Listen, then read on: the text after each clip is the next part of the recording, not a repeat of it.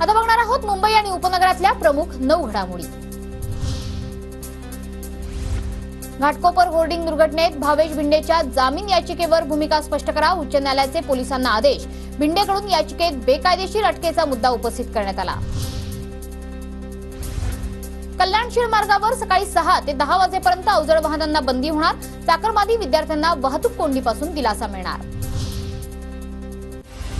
मुंबईतील रमाबाई आंबेडकर नगरातील 16,575 रहिवाशांपैकी 7,529 रहिवासी पुनर्विकासासाठी पात्र, झोपडपट्टी पुनर्वसन प्राधिकरणाने ही यादी जाहीर केली।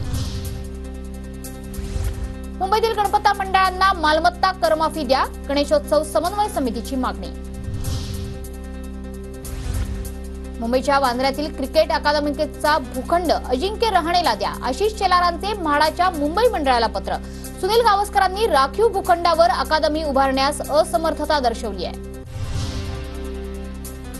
नायर रुग्णालयात दंतरुग्णांना हेलपाटे, बाह्य रुग्ण विभाग एका ठिकाणी तर चाचण्या अन्यत्र, दर्जेदार सुविधांचा दावा फोल। म्हाडाकडून 33,000 झोपड्यांचं पुनर्वसन, राज्य सरकारच्या निर्देशानुसार 17 झोपू प्रकल्प म्हाडा पूर्ण करणार।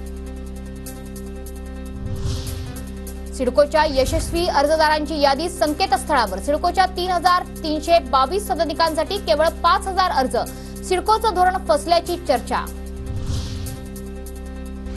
वेळेवर खड्डे न बुजवल्यामुळे 13 अभियंत्यांना महापालिकेची नोटीस, विक्रोळी जोडमार्ग भांडूप नाहूर खड्ड्यांप्रकरणी ही नोटीस देण्यात आली।